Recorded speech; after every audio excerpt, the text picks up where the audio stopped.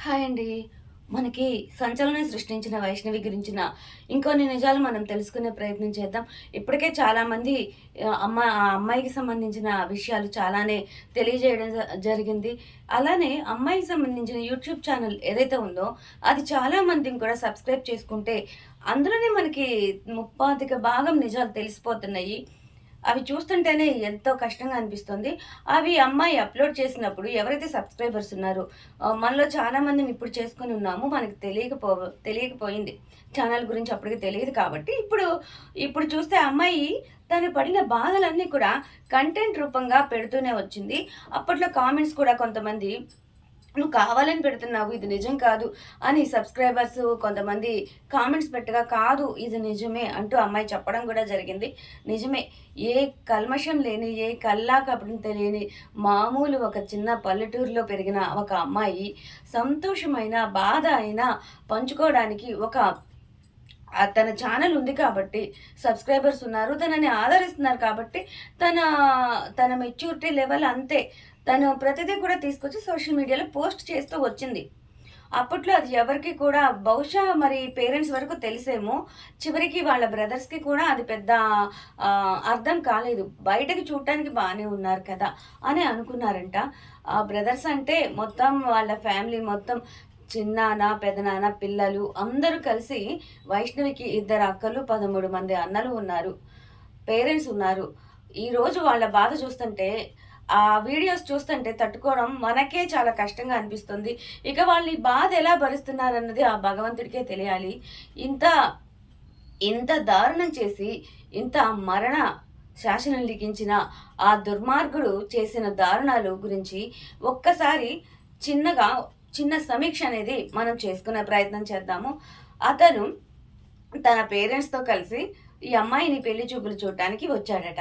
వస్తే వాళ్ళ అమ్మగారికైతే కట్నం ఎక్కువ కావాలని ఆశ ఉండేది. వీళ్ళేమో అబ్బాయి నల్లగా ఉండేవాడట అప్పట్లో. ఇక ఇంకా మొత్తానికి ఏదో సమ్ రీజన్స్ పెళ్లి సంబంధం అయితే క్యాన్సిల్ అయింది. కానీ ఇతను మాత్రం ఆ అమ్మాయినే చేసుకుంటానంటూ వైష్ణవి వాళ్ళ అమ్మగారు ఎవరైతే ఉన్నారో వచ్చి ఆమెని కాళ్ళ వేళ్ళా పడటం, వైష్ణవి వాళ్ళ బ్రదర్స్ ఉన్నారు కదా! ప్రతి ఒక్కళ్ళకి కాల్ చేయడం, నేను తప్పకుండా మీరు ఒప్పించే ప్రయత్నం చేయండి. నేను మీ చెల్లినే పెళ్లి చేసుకుంటాను, బాగా చూసుకుంటాను అంటే హామీలిచ్చి వాళ్ళ చుట్టూ తిరగడం, కాళ్ళ వేళ్ళా పడడం చేసేవాడు. అలానే వైష్ణవిని కూడా టార్చర్ పెడుతూ ఉండేవాడట. వైష్ణవి అయితే ఇష్టపడలేదట. వద్దు నాకు వద్దు అనే చెప్తూ ఉండేదట. ఇక వాళ్ళ అమ్మగారు కూడా మరి కొన్ని నాకు కూడా అర్థం కాలేదు. ఆమె కూడా పర్లేదు బిడ్డ అని కూడా చెప్పాను అని చెప్తోంది. బహుశా పెళ్ళయ్యాక చెప్పారేమో. ఆవిడ మరి బాధపడుతూ చెప్పడంలో వెనకది ముందు, ముందుది వెనకగా చెప్తున్నారు. అర్థం కాలేదు కానీ వైష్ణవి పెద్ద ఇంట్రెస్ట్ అయితే చూపించలేదు. కేవలం అతను ఎక్కడ తన కోసం చనిపోతాను అనే స్థితికి వెళ్ళాడు. అప్పుడు తను వైష్ణవి ఇక భయపడి నా వల్ల ఒక ప్రాణం పోతది అన్న ఆ భయంతో, బాధతో తను అతన్ని పెళ్లి చేసుకోవడానికి ఒప్పుకుందని చెప్పేసి వాళ్ళ అమ్మగారు చెప్పడం జరిగింది. చివరికి పేరెంట్స్‌కి, అన్నదమ్ములకి కూడా ఎవరికీ చెప్పకుండా అతనితో వెళ్ళి పెళ్లి చేసుకొని ఇంటికొచ్చాక తెలియజేయడం జరిగింది. అప్పుడు వీళ్ళ అమ్మ వాళ్ళే ఒక నెల తర్వాత పెద్ద ఫంక్షన్ ఏర్పాటు చేసి అందరికీ కూడా ఈ విషయం తెలియజేయడం జరిగిందని వాళ్ళ అమ్మగారు తెలియజేయడం జరిగింది. మరి ఒక ఆడపిల్లని నమ్మించి, చచ్చిపోతానని బెదిరించి మరీ నువ్వు పెళ్లి చేసుకున్నావు. అతను మళ్ళా ఏమైనా ఏమైనా పనిమంతుడా? ఏమీ కాదు. ఏమీ చేయడంట. మళ్ళీ డాక్టర్‌ని చెప్పుకుంటాడట. ఏమీ చేయడంట. అలాంటి అతన్ని ఇక అతని అమ్మకి, అతని అన్నలకి కూడా ఈ పెళ్లి ఇష్టం లేదు. ఎందుకంటే అతని అన్నయ్యలకి చాలా ఎక్కువ కట్నం 2 ఎకరాలు, 4 ఎకరాలు పొలాలిచ్చి 20 లక్షలు కట్నాలిచ్చి పెళ్ళిళ్ళు చేసిందట వాళ్ళ అమ్మగారు. ఇక వాళ్ళ అమ్మగారేమో ఎందుకు చేసుకున్నావు పెళ్లి? దాన్ని చంపిరా అంటూ అనేదంట.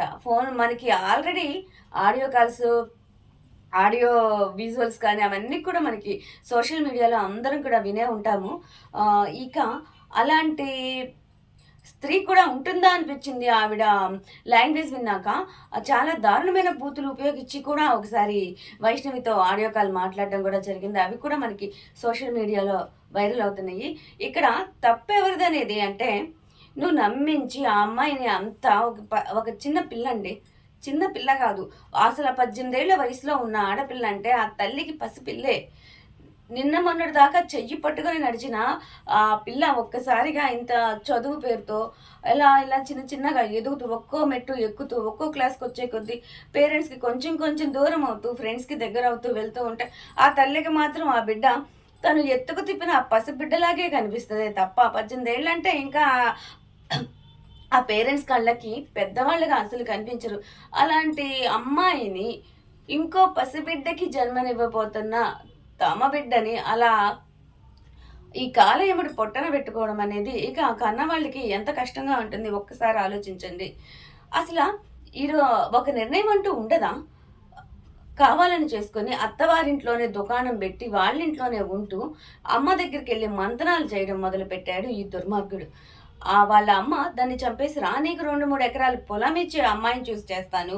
దాన్ని చంపిరా పదే ఇదే మాట చెప్తూ ఉండేదంట. కాదంటానికి కూడా ఏమీ లేదు. ఎందుకంటే ఆడియో కాల్స్ ఆల్రెడీ మనకి ఆ హిస్టరీ అంతా బయటకొచ్చేసింది. ఆవిడ అన్నది కూడా నిజమే. అవన్నీ కూడా బయటకొచ్చాయి. ఇక్కడ ఎవరో ప్రేరేపిస్తే ప్రేరేపి ప్రేరేపణ అయ్యేంత స్థితిలో ఉన్నాడనమాట ఈ హరిబాబు అనే వ్యక్తి ఎవరైతే ఉన్నారో. ఇక ఆ తల్లి చెప్తోందట, నేను చూసుకుంటాను నువ్వు చంపిరా అని చెప్పేసి తరచుగా వైష్ణవిని వేధించడం ప్రారంభించాడు. నాకు కట్నం కావాలి, 20 లక్షలు కావాలి, అంత కావాలి, మా అమ్మ వాళ్ళు ఊరుకోవట్లేదు, మా అన్నయ్యలు తిడుతున్నారు, వాళ్ళంతా మంచి స్థితిలో ఉన్నారు అంటూ వైష్ణవిని టార్చర్ పెట్టడం మొదలుపెట్టాడు. ఇక ఆ అమ్మాయి ఏమో వాళ్ళ అమ్మకి చెప్పుకొని బాధపడుతూ ఉంది. చూడమ్మా ఇట్లా జరుగుతోంది, ఇలా జరుగుతోంది, ఇలా కట్నం కావాలని చెప్పి వేధిస్తున్నాడు అని చెప్పి బాధపడుతూ ఉంటే, సరే బిడ్డ కాపురం కన్నా ఎక్కువ కాదు కదా అని చెప్పేసి ఆ తల్లి అమ్మాయికి బంగారం చేయించింది, హరిబాబుకి బంగారం చేయించింది, బండి కొనిచ్చిందట. మళ్ళీ 12 లక్షలు పెట్టి ఒక స్థలం కూడా తీసుకున్నాను. 6 లక్షలు కట్టావు. ఇంకొక 6 లక్షలు కట్టాల్సిందని చెప్పేసి వాళ్ళ అమ్మ మీడియాకు కూడా చెప్పడం జరుగుతుంది. తర్వాత చిన్నగా ఇల్లు కూడా కట్టిద్దామని అనుకున్నా. ఇక ఒక ఆడపిల్ల పేరెంట్స్ ఇంతకు మించి ఏం చేస్తారండి?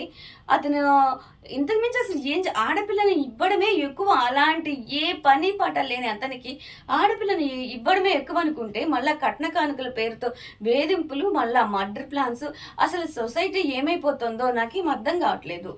మీకేమైనా అర్థమవుతుందా? మీకేమైనా అర్థమైతే తప్పకుండా కామెంట్ చేయండి. ఇలాంటి వెధవలు ఎక్కడెక్కడ ఉన్నారు? ఎంతమందిని చూసుంటారు మీరు? ఇలాంటి వాళ్ళని ఇంకా ఈ రోజుల్లో కూడా ఇట్లా కట్నం పేరు చెప్పి చంపడాలు ఇంకా ఈ రోజుల్లో కూడా ఉన్నాయి అని చెప్పేసి ఈ ఉదంతం అయితే మనకి స్పష్టం చేస్తుంది. అది అందులోనూ ఒక పసిబిడ్డని అతని బిడ్డని కడుపులో మోస్తున్న ఆ పసిపిల్లే అండి.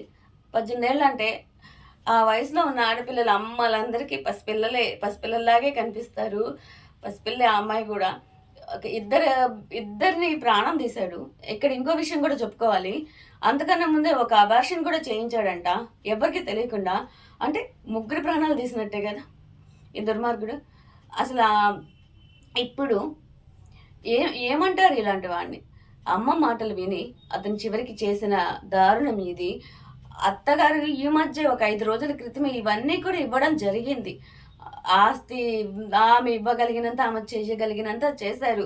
అతని కోసం ఎక్కడ పురుగుల మందు తాగి చనిపోతాడో అని అతని కోసం పెళ్లి కొప్పుకొని ఆ అమ్మాయి వెళ్ళిపోయి పెళ్లి చేసుకుంటే వీళ్ళు ఆదరించి తెచ్చుకొని మళ్ళా అందరికీ రిసెప్షన్ ఏర్పాటు చేసి అందరికీ తెలియజేసి ఇల్లరికం తెచ్చుకొని ఆ 13 మంది సోదరులు, అమ్మ, నాన్న, పిన్ని, బాబాయిలు, పెదనాన్న, పెద్దమ్మ అందరూ కూడా అల్లుడు గారు అంటూ నెత్తన పెట్టుకొని గౌరవిస్తూ చూస్తూ ఉంటే అహంకారం నెత్తికెక్కింది అనుకోవాలి ఇక.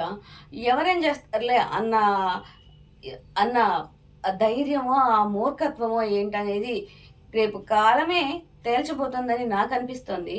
ఈ ఆల్రెడీ ఇతను అరెస్ట్ అయి ఉన్నాడు కదా! అరెస్ట్ అయి ఉన్నాడు. రేపు కనుక ఈ 2 నెలల తర్వాత బెయిల్ మీద బయటకు వస్తే మాత్రం అతని ప్రాణాలకి ఏంటి రక్షణ? ఆ ఆలోచన కూడా లేకుండా ఇంతమంది సోదరులు ఉండగా అతను ఇలా చేశాడు అంటే ఇంకా అతను ఏ స్థాయిలో శాడిజం అనేది పెంచుకొని ఉన్నాడో అర్థమవుతుంది. కాలానికైతే ఈ తీర్పు అప్పగిస్తే తప్పకుండా ఇది చట్టం ఏం చేసినా చేయకపోయినా అమ్మాయి తరపున మాత్రం ఒక న్యాయం అయితే జరిగి తీరాలి కూడా అని నేను కోరుకుంటున్నానండి. ఇక్కడ ఇంకొక ప్రశ్న ఉంది. కట్నం కోసం చేశాను అంటానికి వీళ్ళకి మూర్ఖత్వం అనుకోవాలా? ఇంకా అసలు బలుపు, పొగరు ఇంకేమైనా పేర్లుంటే అన్నీ కూడా చెప్పుకుందాం. అమ్మాయి యూట్యూబర్ 50,000 మంది సబ్స్క్రైబర్స్ ఉన్నారు. మంచి కంటెంట్ పెట్టుకుంటే ఇలా అమ్మాయికి ఏం చేయాలో, ఈ బాధలు ఎవరికి చెప్పుకోవాలో తెలియక ఇవి కూడా ఫ్యామిలీలో జరుగుతున్న గొడవలు కూడా కంటెంట్ కింద పెట్టింది. సరే ఇవన్నీ తీసేసుకొని చక్కగా అమ్మాయితో బాగుంటే ఇంకొంచెం మంచి మంచి రీల్స్ ఫ్యామిలీకి సంబంధించి లేదు రెసిపీస్ ఏం పెట్టుకున్నా అమ్మాయికి చక్కగా ఇన్కమ్ వస్తుంది. అరే నువ్వు అమ్మాయిని చంపేసి బంగారు గుడ్లు పెట్టే బాతుని గుడ్లు పెట్టనివ్వకుండా బాతుని చంపేసుకున్న మూర్ఖుడు అనుకోవాలా, లేకపోతే సైకో అనుకోవాలా, శాడిస్ట్ అనుకోవాలా? బ్రెయిన్ పని చేయదా? చంపడానికి ఇది అసలు ఒక పెద్ద రీజనా? 2 ఎకరాలు 4 ఎకరాలు పొలాలు ఉంటే పొలాలు ఇచ్చేస్తే నువ్వు గొప్పడమైపోతావా? ఇప్పుడు ఇస్తారా నీకు? ఇప్పుడు ఇస్తారా ఇతనికి? పొలాలు ఇచ్చి ఆడపిల్లనిచ్చి ఎవరైనా ఇస్తారా? నేను ఇలా చేస్తే భవిష్యత్తు నాకైనా ఉంటుందా అన్న ఆలోచన ఉండదా? ఎందుకు ఇలా చేస్తున్నారు? ఇక్కడ తప్పు ఎవరిదనాలి? అతను అలా పెంచిన తల్లిదనాలా, ప్రేరేపించిన అన్నలదనాలా, ఎవరిదనాలి? ఎవరిదైనా కానివ్వండి, ఇక్కడ జీవితం మనది. మనకంటూ ఒక నిర్ణయం అనేది ఉండాలి. ఇలాంటి మూర్ఖుల్ని నమ్ముకున్న ఆడపిల్లల జీవితాలు ఇలాగే అగ్నికి ఆహుతైపోవాలా? కత్తిపోట్లకి బలైపోవాలా? ఆ బిడ్డ ఎంత నరకం అనుభవించుంటుంది ఆ కత్తితో పొడిచిన క్షణాన. అది తలుచుకుంటేనే చాలా కష్టం అనిపిస్తుంది. వాళ్ళ ఇంట్లో ఉండి వాళ్ళ బిడ్డని చంపి బండి మీద ఎక్కి పారిపోయాడు అంటే ఇక అతనికి ఆ క్షణం కనుక అతను దొరుకుంటే మనకి ఇక్కడ దాకా కూడా వచ్చేది కాదేమో. పక్కన ఇతంది కూడా తీసుకెళ్ళి అంత్యక్రియలు అవి జరపాల్సి వచ్చేదేమో. మరి వాళ్ళకున్న ఆవేశానికైతే అదే జరుగుతుంది ఫ్యూచర్లో కూడా అనే చెప్పుకుంటున్నారు సోషల్ మీడియాలో కూడా. మరి ఏం జరగబోతుంది అనేది కాలమే నిర్ణయిస్తుందండి. ఇలాంటి వెధవలకి మాత్రం గట్టి శిక్ష అయితే పడాలని నేను మనస్ఫూర్తిగా కోరుకుంటున్నాను. ఇలాంటి సంఘటనలు జరిగినప్పుడు బాధపడడమే తప్ప మనం చేయగలుగుతుంది ఏమీ లేదు. ఒక 2 రోజులు పోయాక మళ్ళీ ఇలాంటిది ఇంకో న్యూస్ విని ఏ రోజు ఏం వినాల్సి వస్తుందో అని చెప్పి భయపడుతూ బాధపడుతూ ఉండడమే అయిపోయింది. ప్రతి ఒక్కరి పని కూడా అట్లాగే అయిపోతుంది. ఈ దారుణాలు ఆగే రోజు రావాలని నేను కోరుకుంటున్నాను. పేరెంట్స్ తప్పకుండా ఆడపిల్ల విషయంలో ఆడపిల్లనిచ్చే చోట గట్టిగా ఆలోచించి తగు జాగ్రత్తలు తీసుకొని అమ్మాయికి మంచి చెడు చెప్పి వినలేదనుకోండి కౌన్సిలింగ్ ఇప్పించండి. ఎట్లా అయినా సరే వాళ్ళ మనసు మార్చే ప్రయత్నం చేయండి. అందులో ఎంతవరకు పాసిబిలిటీ లవ్ మ్యారేజ్ అయితే అరేంజ్డ్ మ్యారేజ్ అయితే ఎంతవరకు పాసిబిలిటీస్ ఇవన్నీ కూడా పేరెంట్స్ పిల్లలు ఇద్దరు కూడా మాట్లాడుకొని వాళ్ళ డెసిషన్ కరెక్ట్ కాకపోతే వాళ్ళకి తప్పకుండా నచ్చజెప్పే ప్రయత్నం అయితే మీ వంతు ప్రయత్నం మీరైతే చేయండి. ఎందుకంటే ఇది జీవితకాలం పడే శిక్ష అవుతుంది. రేపు పెళ్ళనేది జీవితకాలం పడే శిక్ష అవుతుంది.